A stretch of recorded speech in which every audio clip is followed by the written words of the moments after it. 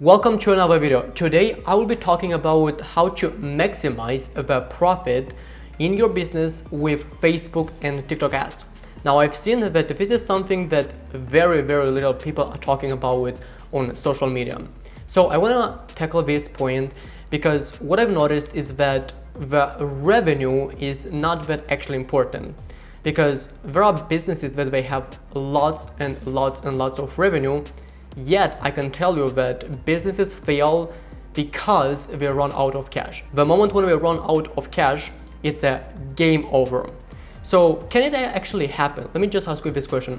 Can it actually happen, a business you have lots of revenue, yet the profit is very little? You bet. I've seen so many businesses that they are facing with this problem. However, it can be solved in many ways. But in this video, I will just be talking about with the ad side, how you can increase that profit margin by 20, 30, 50% using your ad campaigns. Now, the first way is to encourage your ideal customers to buy more than one product in your ad message. So what this does is increasing your average order value. The average order value is a metric that is very linked with the profit. The higher your average order value is, and like considering that also your cost of acquiring customer is kind of remaining the same, the more profit you are going to get. Now there is a good and a bad way to kind of advertise other products from your business in your ad. What I've noticed is that like business owners, they take out of context and they are just trying to be very salesy with their ads. Like buy one, buy two, get one for free. This kind of offers, they used to work. However, now like consumers, they are kind of used to that and they just don't even pay attention to these type of offers. So a better way is actually having an irresistible offer, which I mean through offer a product. An offer pretty much is what you are giving in exchange of your consumers' money. What is that product? What is that item that you are giving? What is going to do that? What is going to do for their life, for their pain points, for their wishes and their desires? If that product, if your item is helping them in some kind of shape or form, and they can see that clearly, they're gonna be more likely to purchase more of that. Because who in this planet doesn't want to kind of achieve their lifestyle, to have an impact on this world, to solve their problems? Everyone wants that. But the issue is that your ideal customer doesn't see that very well for your ads, for your products. And the problem is that you're not articulating that in the right way. So the message here is extremely important. Now, how you can do that in a better way, shape or form? You wanna first of all look at the data and see what kind of questions, what kind of wishes your like potential customers or your ideal customers who've already purchased from you, they are telling you, they are asking you about the next products. What other things they want to see or to improve with your product? But it's going to give you much more clarity on how you can improve your offer. The moment when you've crafted that irresistible offer based on that data, you could put alongside to that like first product that you are promoting. So the first product, what I would recommend is putting like a bestseller, right? A bestseller, because this is a proven product that people like and they want to buy. And then with the second product that is improved and complements the first product, you could put like alongside and kind of upsell or downsell. The moment when you are offering something that is very customized and it makes sense logically and emotionally to that customer, to that potential customer, that this is a good product for them, they will buy. And that ultimately is going to increase that average order value and your profit.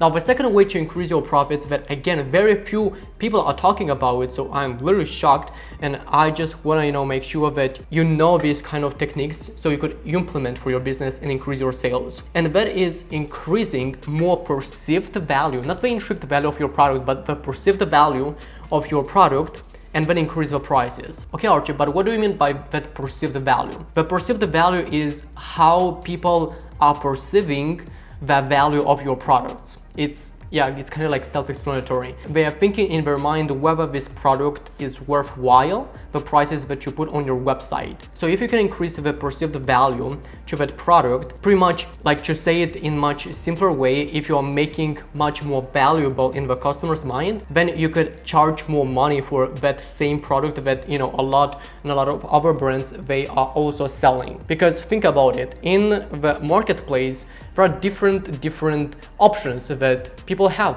There are lots and lots of options. It's a very noisy marketplace. However, why some people are buying, you know, let's say a toothpaste for $30 instead of $5? Because that brand who is selling a $30 toothpaste, they added more perceived value to that product, so people can gladly buy that product even though it has a much higher price tag. So this is what I'm talking about. Now, by increasing the perceived value and ultimately the prices, again, this is going to increase the average order value. And as we know, the average order value is equal with more profit. But again, I don't want you to take out of the context. If you have not worked on the things that are around your product, by like I'm talking about the perceived value of your product, then that is not the case when you want to increase the prices, because no one will buy that product. They will not see the value of that item or of that thing that you are selling. So that's something that you have to keep in mind. Now, the next question that you will ask me, Archie, well, how can I increase this perceived value? So again, there are many ways, but to keep it very short, kind of the first and the easiest way is to add more close-ups of your products within your ads or also on your website. Because close-ups, when they are showing these details of a product, when they are showing, you know, the quality of every single small detail of your product, that is subconsciously increasing that perceived value of your item. Now, the second thing is the marketing message. Now, I've kind of said in the first reason that the marketing message is crucial. However, by having a message or a story attached to your product, that will be much more valuable in front of the customers. What kind of message you could have? Well, I don't know, sustainability. You might promote this, or you might promote a better version of a customer. So if you're just using, you know, things like shop now without telling a story, that is not valuable. People need to know, especially in this noisy marketplace, who is behind the brand, what is the story, what is the mission of that brand. If you can articulate that in a good way throughout your ads in a short period of time, that will increase that perceived value. People will not even expect, you know, going to your website that this is a cheap product. It's just something that kind of subconsciously happens in our mind. Now, notice that so far I have not really talked about the value optimization. Maybe you were thinking about this that I will be mentioning. Pretty much with value optimization, if you are familiar with that, it's kind of targeting people who are more likely to buy more expensive product. So you could increase the average order value and ultimately your price. Now, what I found from the value optimization after making hundreds of testings with this type of optimization is that usually it's working kind of the same as conversion optimization, where actually it's working worse. So yes, Facebook is telling that it's going after an audience who is more likely to buy more expensive products. However, based on data, I've noticed that sometimes, but that's very rare, you can get you a high return on spend, but it's not that scalable, and it doesn't give you that much consistent sales. That's why I always talk about what you can do that you have like control over, what kind of things you can work on. Value optimization is something that Facebook is working out, is what kind of a machine is doing. However, you don't really have control over that. What you have control over is your creatives,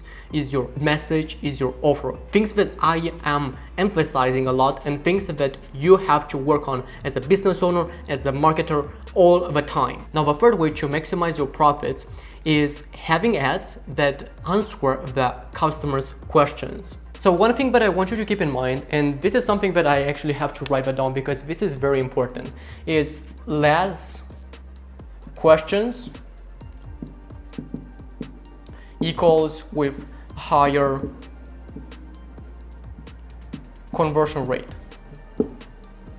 right? Less questions is equal with higher conversion rate. The more questions that you can answer throughout your ads, the more likely people will go and buy. There are many researchers out there where people just have not completed their purchase because they still had some questions in their mind, and that website, that ad have not answered them that question. So for that, Of course, you need to know like your client. You need to know your customer in and out and know exactly their like questions, their pain points, so you can address them throughout your ads. And one good way to answer this question is what I call handling objection ads. You take pretty much one single objection that you found that your customers have and you handle that throughout your ad. So what this is going to do is going to like take a specific client that they are having this objection maybe for a long time, maybe for a shorter period of time, that doesn't really matter, and is going to take him or her and turn into a customer.